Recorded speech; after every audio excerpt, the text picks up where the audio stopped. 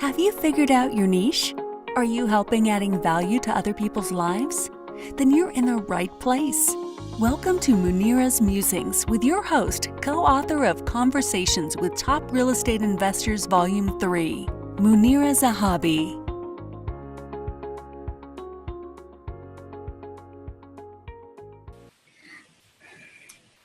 Greetings from Chicagoland. This is Munira.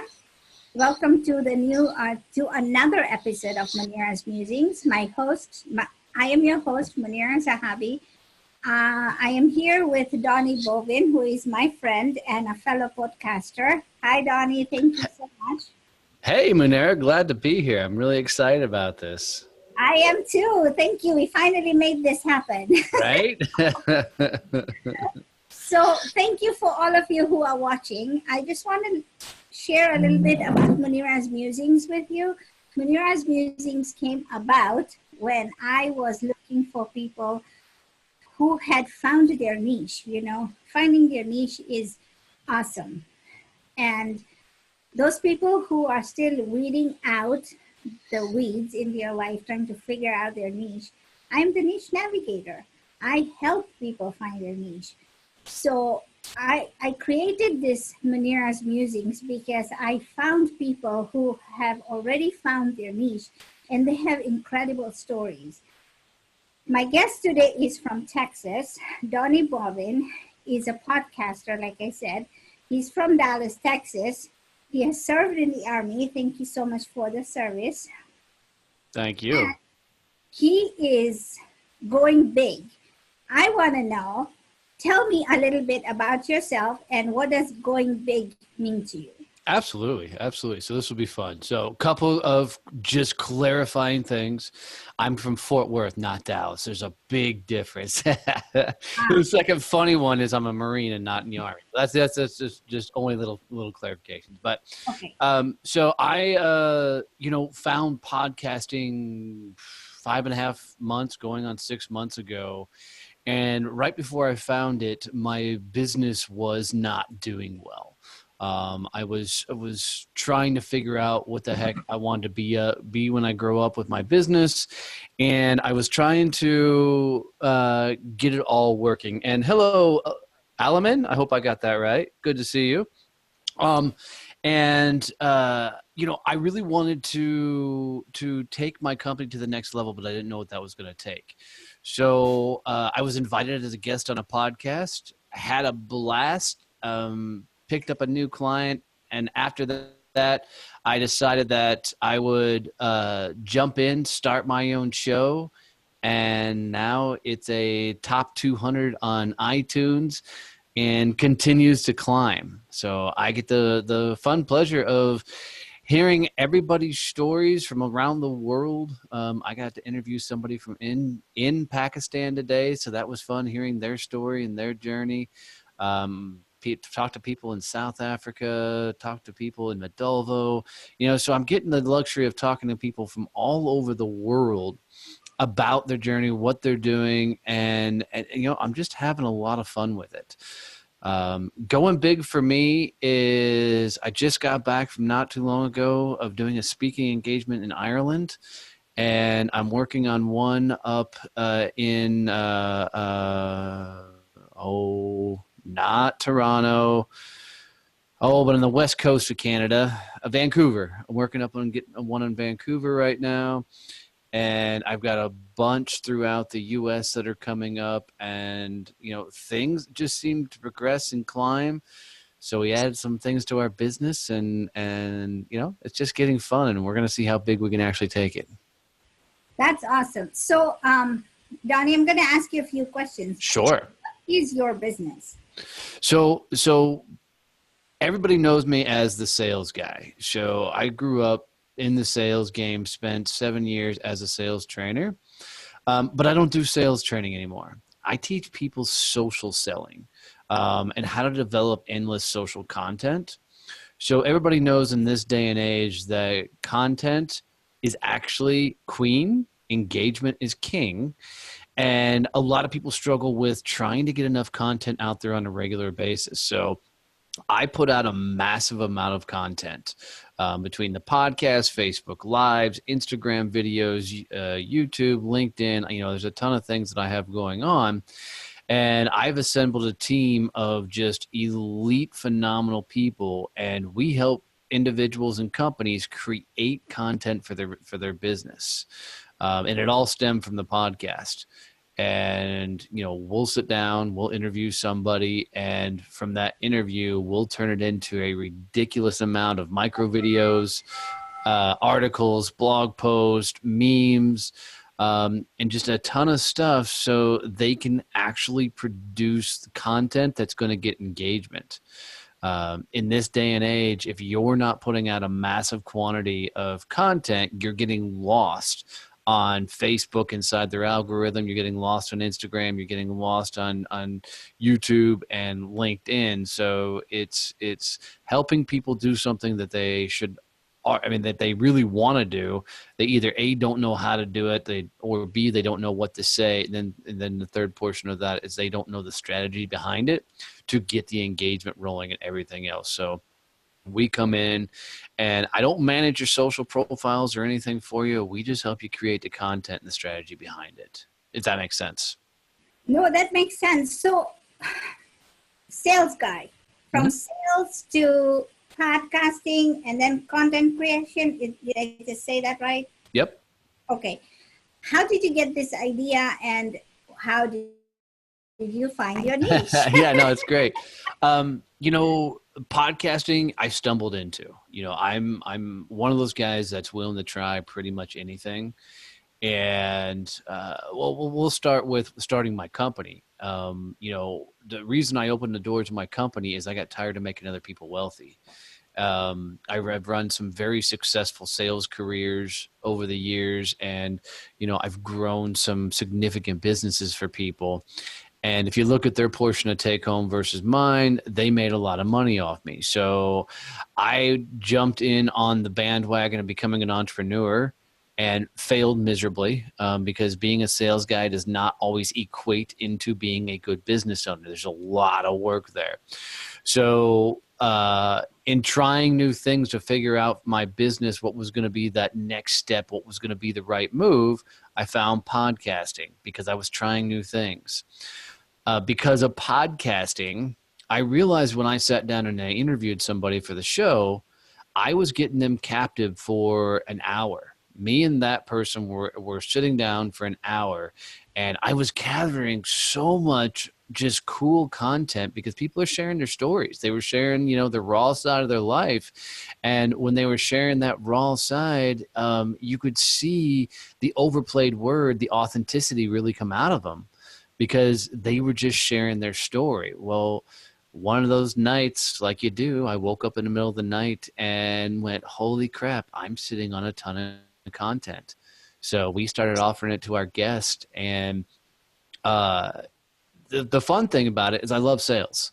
I've been good at sales over the careers. I've just now added the content portion of it and teaching people how to do a strategy. So for me, it was fumbling around, stumbling around, trying different things until things started clicking. And once they started clicking, start doubling down and figure out what my sweet spots were in there that I work on. So like for me, my sweet spot is sales. My sweet spot is brand building. My sweet spot is, getting awareness, being out front. My strengths is not creating videos. My strengths is not writing articles. My strengths isn't graphic design. So all those type of things I outsource to, my team, and, we can continue to do what we love to do. So you bring up a very good point, because they say that do not do everything yourself. You are the one who is bringing in the money. You are the one that needs to be doing the sales calls, and also you need to create content that will sell. Yes. However, outsource. So how did you find your outsourced group of people that you are working, and you call them your team? So can you share with us how you did it, and can we steal your ideas? Sure, absolutely. So I started off going through things like Fiverr and Upwork, going through those programs and meeting people. I had various levels of success and failure on those platforms. I did a ton of networking and found people with talents and picked them up and brought them on the team. Some of them have been guests on the podcasts. The Laura DeFranco, who does all of my writing, who is just a phenom when it comes to copywriting and copy editing, and just taking your words and putting them on paper, was actually a guest on my show. And we just hit it off. And she's got one of the top 10, 15 largest downloads on my show just because of how cool of a gal she is. And it was really with her combined. She was the first one we ever did this content package for. And she wanted to write her own articles, and they came back just so awesome. I'm like, all right, you're in. So, and then the Joe, who does all the editing for my podcast, I found him through networking and everything. He does all the video work as well. But I mean, there's plenty of avenues out there. I mean, anybody could do what we're doing. You could go record a video, take it over to Upwork, take it to Fiverr, and get it done. Of course, you could, send the stuff to us. We'll turn it into things for you as well. We just need the original content. So, I tell anybody, if you want just a ton of content, go record yourself for an hour on a Zoom or something. Send it to me. We'll totally turn it into a bunch of content for you. It's easier if somebody else comes in and interviews you, because now you get a cool first person and you get more of a real raw touch. But you could literally sit in front of Zoom yourself, record you talking, send that off to Fiverr, send that off to Upwork, and tell people, hey, make these micro videos, make these blog articles, make these memes, make these contents, and then just start putting them out all over social media. It's funny is it's not, rocket science, what we're doing, but we're getting a ton of people that are jumping on board with it just because we've streamlined the process, and, they like the strategy behind it. That's great. I myself have the content, but I don't have the time, or I'm thinking about something, but I don't have, the resources to do it. So I am one of them. So when you are a struggling entrepreneur and money is tight, and you talked about Fiverr and Upwork, I believe Upwork is something like Fiverr. It is. This is my problem. I don't know about if everybody else is. We cannot face-to-face talk to these people. Mm-hmm. And so that becomes a problem because you have something in mind and what you get is not what you are looking for. So what I tell everybody is start with very, very small projects. So like some of the first projects I ever did on Upwork, you can set your own pricing, which is awesome. So I one of my original video things that I did is I'm like, okay, $10. I need somebody that'll take this video and make it some micro video and put some music behind it. Who wants it? And people will come bid on it, and you just find people that you can jive with. Right. But, it's with anything else. You take a risk to figure it out, and it may come back complete crap. But then you only took a $10 gamble. Okay. Right. So like I said, I've had great experiences. I've had horrible experiences, but it's a matter of never bet more than you're willing to lose. It's the same Vegas saying, but do smaller projects until you find the person that you want to work with. And, there are scenarios in all those programs. Now, if you ordered through Upwork, you need to do the work through Upwork, but there's no reason you can't ask that person, hey, can we jump on a Zoom call and talk a little bit more detail of what we want? You just got to process that job through Upwork by their standards and policies. Okay. No, I mean, it's been a challenge because sometimes it's been this is not what I was expecting. And then they have a what is it? They can only edit it once. Sorry. So that's the thing, is like, you don't want to work, you don't want to take away from them, but also don't be frustrated, right? That's Yeah. But I would tell you, all creative people do this stuff for a living. And I would tell you, you need to have the idea of what you want, but let them completely have creative freedom with it. And, if because what I love finding is I like finding the younger people that are just in touch with everything. And, when I throw them something, I'm like, creative freedom, go have fun. And for different projects. And I'm always throwing things out there because I want to, keep. Now I keep hiring, my team as we continue to grow. And the ultimate answer, of course, is getting people on your staff that, you can work with and grow with. But until that point, go find that individual that you jibe with and give them creative freedom. But people oftentimes get mad using Upwork and Fiverr because they got what their money would pay for, and it's not what they wanted. Does that make sense?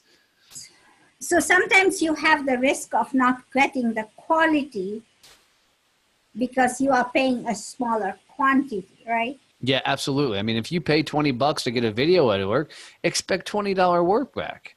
If you, drop a couple $1,000s to get some video work done, you expect a couple $1,000s worth of video work. So everything's relevant to the proportion of what you're paying for it. So let me ask you this: how Sure. big is your company now? Huh? How big is your company now? So we're a multi-six-figure company and continuing to grow. And it comes from various different revenue streams and various different areas. I mean, well, because my business isn't all the content. I do a lot of coaching.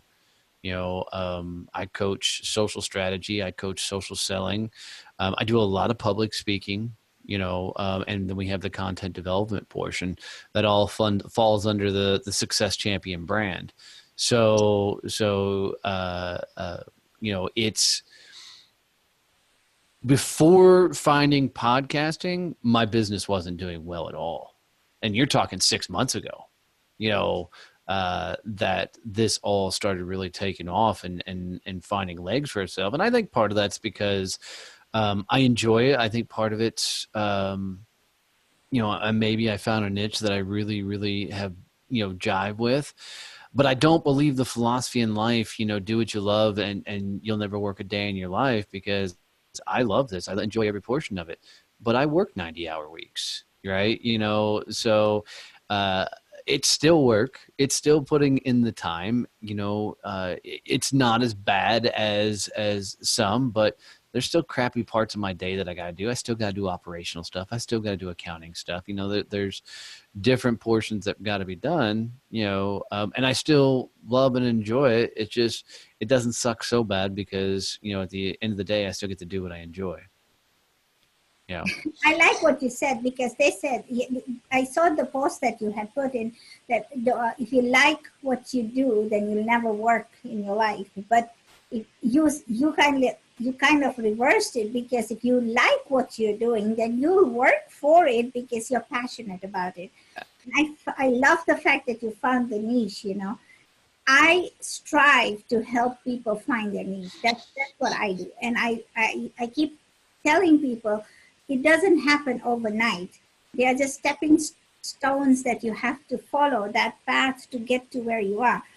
For you, it happened because you were on a podcast, right? Yep. And suddenly the light bulb went on. I've been doing these shows. I've met incredible people. I've got a lot of videos on YouTube as well. But all of these people had to struggle. I mean, it's not success overnight. Correct. And, if you love what you're doing and you're passionate about what you're doing, you will find your niche. But you just have to stay focused. Yeah, I agree. I agree. I think people are hung up on this idea that they have to be so passionate about it that they won't have to work. And I'm trying to beat that into submission. Just because it's a passion, well, two things. If you turn your passion into a job, into your career, there's a chance you no longer like your passion. True. Right? Right. The second portion of that, just because you turned your passion into your company doesn't mean you're not going to work. Odds are, if you're going to start your own business or go get a job in that career doing what you love, you're going to work 10 times harder than you ever have in your entire life. It's just not going to suck so bad. You know? I also, I love that advice. Thank you so much for sharing. But also the fact that, you did struggle like everybody else. It wasn't overnight success. I mean, Correct. you're a bigger company now. It wasn't like that. There were times, I don't know about you, but there are times when I feel, how am I going to pay the bill next month? And it happens, right? Any business, every business suffers that. But once it's like I tell people, you're a little sapling right now. Once your roots take ground, you will stand up, and you will stand up strong. But you have to keep being passionate about it. Yeah. What I love about that, dear, is here's the truth. I think most people that have jumped on this bandwagon, this whole entrepreneur movement, and are creating something with this entrepreneur movement, are realizing that they never really worked a day in their life prior to becoming an entrepreneur. Because I can guarantee is the day you become a business owner and you start your business, two things are going to happen. One, you're going to discover more about yourself than you ever discovered in years past, because you're going to get punched in the face by life so hard figuring all this out. You're going to screw up. You're going to fall flat on your face. And what's funny is I tell people this all the time, and they're like, holy cow, we didn't know you really meant that. I'm like, oh yeah, you're going to, I mean, I was the same. My business was failing miserably until I figured all this out. And the other thing is you're so forced to find out what you're made of. And I don't think people fail because they couldn't sell or this, that, and the other. They failed because they had no idea how to be a business owner. They had no idea the work it was going to take to find the success they needed to have. And at the end of the day, you better be prepared to lay it all on the line and be willing to lose it all before you become a business owner. Because trust me, as soon as you open those doors and you go out on your own, there's a good chance you could lose it all. Yeah, but we want to give hope to people. Well, yeah, I mean, absolutely. I mean, people are doing it all day long. But, if people go into the world with sunshine and rainbows, right? And they go into it with the thought process of, I mean, because Munira, here's my truth. I had a great brand. I had a great reputation. I had fans. I had followers. When I jumped out on my own, I thought being a good sales guy, I thought being, a good speaker on stage, I'd automatically find success. What I didn't realize is I had no idea how to be a business owner. And I had to go get punched in the face by life. I mean, I had to screw up a tremendous amount. And it takes a strong individual to keep pushing forward. And I learned a lot about myself on the journey. So the truth of the matter is anybody can do this. But you better be ready for the roller coaster ride. You better be ready to support yourself for a year without making income. And that's not a Debbie Downer. That's just bare facts. I mean, very few people out the gate of opening any business have success with it. It's tenacity. It's showing up regularly and putting a lot of time in. And you can find success then and keep moving forward. You're so right. That makes a lot of sense. But no, but I agree with you. But I don't want to discourage people because, yes, having your own business is a lot of work. You may think, if you're working today, and then you may think, I can do this better. But remember, they've already had their roots deep in the ground. You're going to start out. So be sure, don't water yourself a lot, but make sure that your roots also take ground, because that's what you want. I use that analogy because my father had used it a long time on me. You are not a transplanted person. You're not just a house plant that you can walk around. You are a tree. So make sure your roots go deep. I never understood it until I started my own business. It's like, oh my God, that's what he meant. Yeah. Of course, he's not here. So I always think of him because he was a pretty wise man who shared all this wisdom, and we never got it. But I want to tell people, let's find your niche first.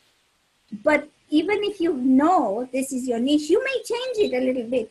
You have to refine yourself. You have to keep reinventing yourself. And sometimes you'll think, that guy is talking about the same content that I want to talk to. It's okay. The delivery is going to come in a different way. Your message may resonate with somebody else in a different way. So leave your doors open and do not think negative, right? Yeah, absolutely. And I would add, even on top of that, is I think the best way for anybody who wants to get into business is to 100% build a side business while they're working a career. Because it's really hard to grow a business if you have no income coming in. And the reason being is because you can't sell from an act of desperation. But in the words of that aren't mine, that I've stole from other people, is, your 8 to 5 pays the bills. Your 8 to midnight, 8 to 3 build your legacy.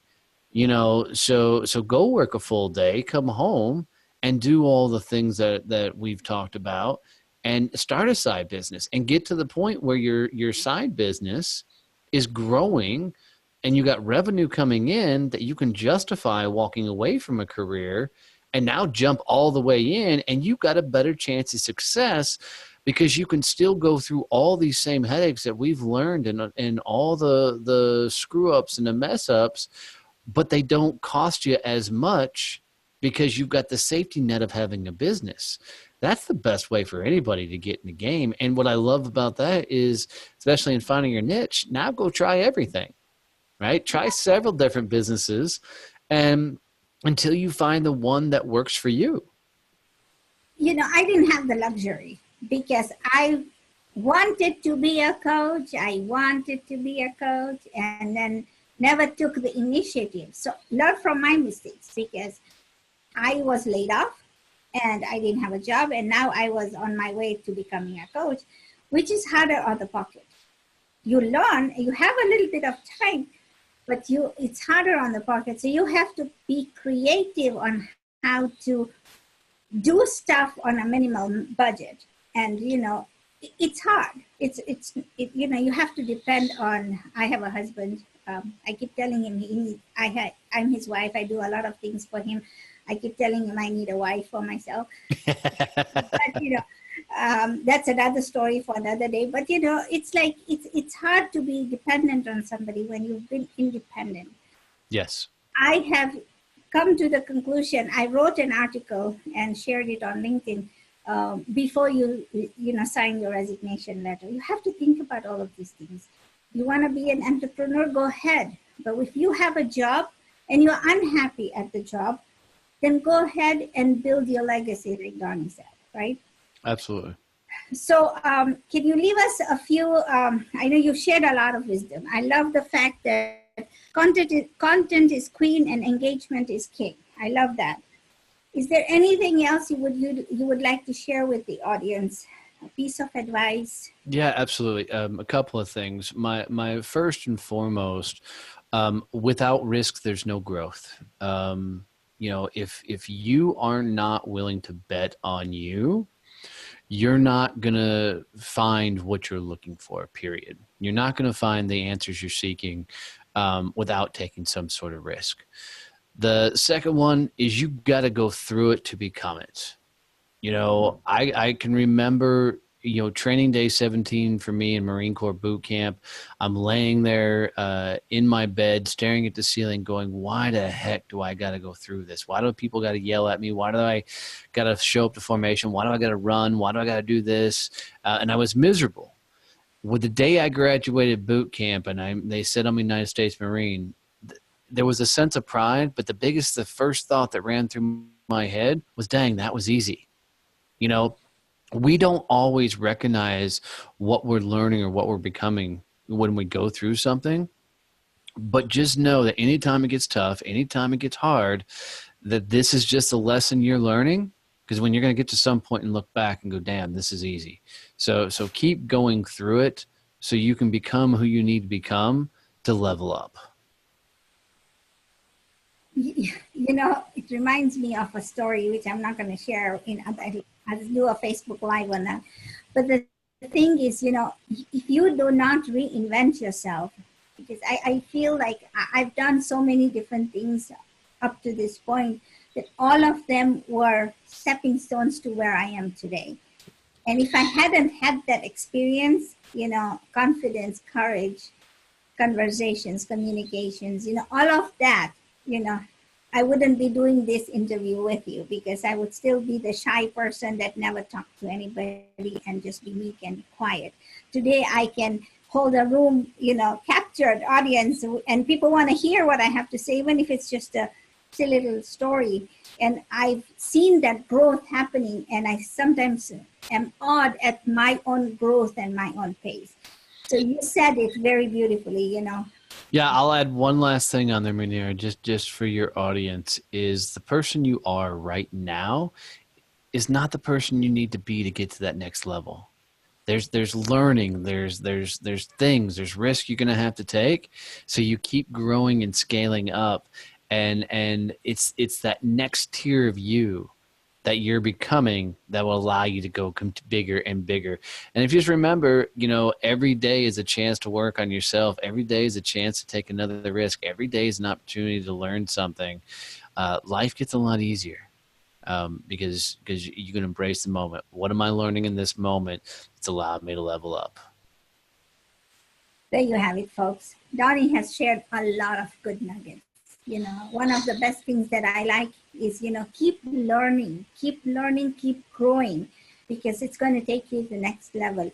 I meet so many different people who are scared just to get out of their comfort zone. But get out. I tell them just to get out, you know, just do it. 20 years ago, when I came to this country, I was still meek and very, very quiet and didn't want to do anything. I didn't want to say anything because I was thinking I didn't matter. But all that growth has allowed me to say something. And these days I speak my mind. I don't say it all the time, but I do speak my mind. And I tell people the way things are, because it's my thoughts and I need to communicate it with you, whether you agree or not. I'm not saying be obnoxious, but just communicate. Let people know that you are growing, you're learning. You cannot stay in that rubber band stage. You have to stretch yourself. Stretch yourself, people. Thank you, Donnie. Thank you so much for being on my show. Oh, my honor. I'm humbled. No, my honor. Thank you for having me on here. So those of you watching, please share, like, subscribe to the channel, because we have a lot more coming, you know.